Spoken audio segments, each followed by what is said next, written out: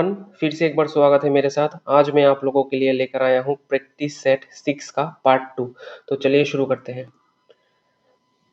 तो हमारा पहला क्वेश्चन है, who invented the first micro processor?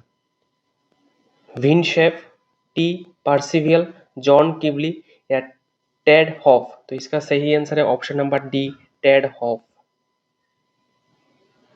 Next question है, the portion of the CPU that coordinates the activities of all the other computer components is the?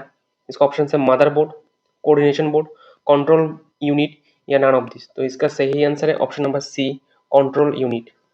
ठीक है।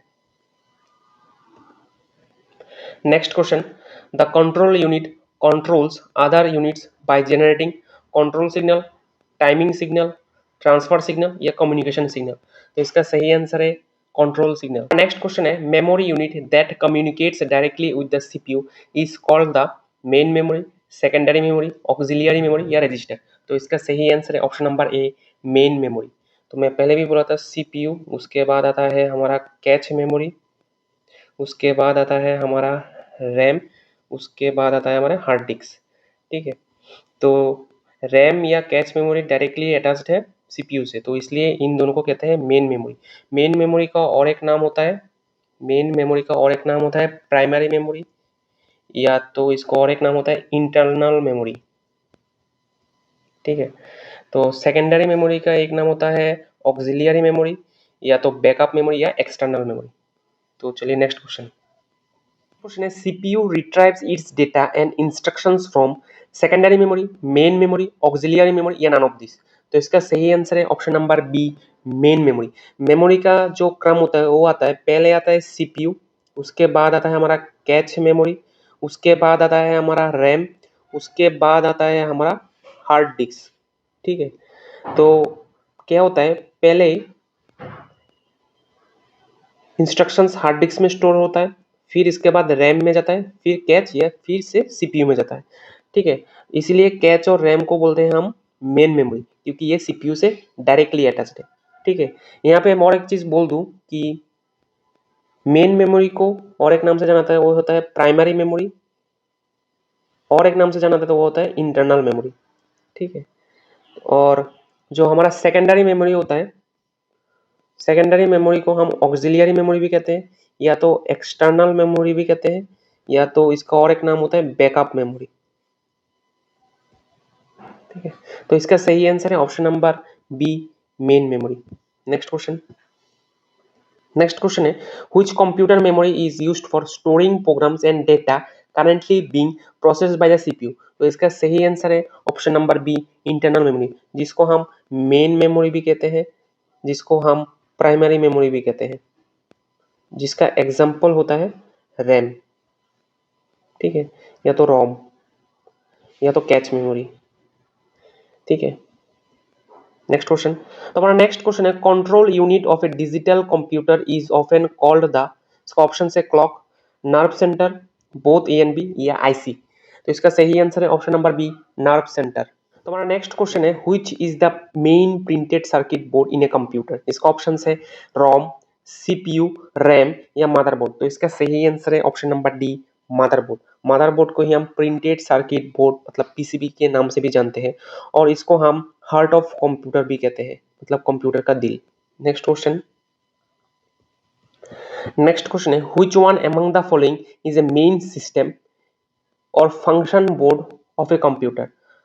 इसका option है सीपीयू, कीबोर्ड, रैम या मदरबोर्ड? तो इसका सही आंसर है ऑप्शन नंबर डी, मदरबोर्ड।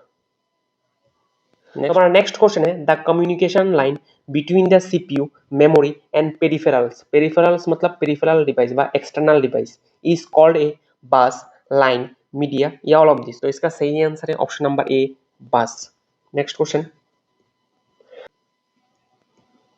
तो हमारा नेक्स्ट क्वेश्चन है, a physical connection between the microprocessor memory and other parts of the microcomputer is known as? इसका ऑप्शन है पाथ, एड्रेस बस, रूट या नन ऑफ दिस? तो इसका सही answer है ऑप्शन नंबर बी, एड्रेस बस।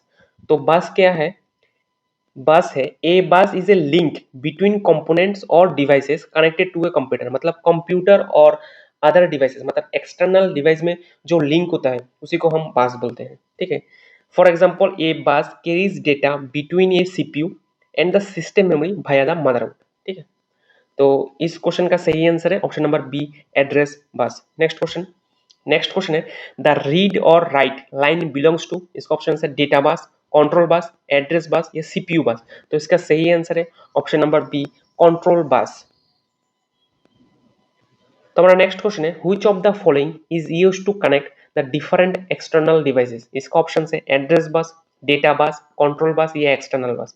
तो external device को कनेक्ट करने के लिए हम एक्सटर्नल बस को यूज करेंगे। तो इसका सही आंसर है option number D, external bus. A computer executes program in the sequence of, तो इसका सही आंसर है option number C, fetch, decode and execute. इसका एक ट्रिक है, ट्रिक क्या है, एफ और ई के बीच में हम डी को रखेंगे, मतलब फेच एंड एग्जीक्यूट के बीच में हम डिकोड को रखेंगे, ठीक है। जब भी क्वेश्चन दिख जाए तभी हम एफ और ई के बीच में हम डी को रखेंगे, ठीक है। Next question, which is not an integral part of a computer। इसका ऑप्शन है सीपीयू, माउस, मॉनिटर या यूपीएस। तो इसका सही आंसर है ईपीएस। सीपीयू भी एक इंटीग्रल पार्ट है कंप्यूटर का, माउस भी एक इंटीग्रल पार्ट है, मॉनिटर भी एक इंटीग्रल पार्ट है। यूपीएस एक इंटीग्रल पार्ट कंप्यूटर का नहीं है। तो यूपीएस का फुल फॉर्म क्या है, यूपीएस का फुल फॉर्म होता है अनइंटरप्टेबल पावर सप्लाई, ठीक है। तो हमारा next question, what does SCSI stands for, मतलब एससीएसआई का फुल फॉर्म क्या है।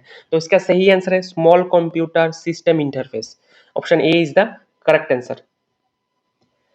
तो हमारा नेक्स्ट क्वेश्चन है which among the following is an important circuitry in a computer system that directs the operation of the processor. इसका option है memory unit, address bus, ALU मतलब एरिथमेटिक लॉजिक यूनिट या control unit. तो comment section पे comment कीजिए इस question का answer, देखते हैं किस किस का सही होता है। तो फिलहाल आज के लिए बस इतना ही। अगर वीडियो पसंद आया है तो इसको लाइक कीजिए, अपने दोस्तों के साथ भी शेयर कीजिए। मिलते हैं अगले वीडियो पे। Till then bye bye. जय हिंद, जय भारत।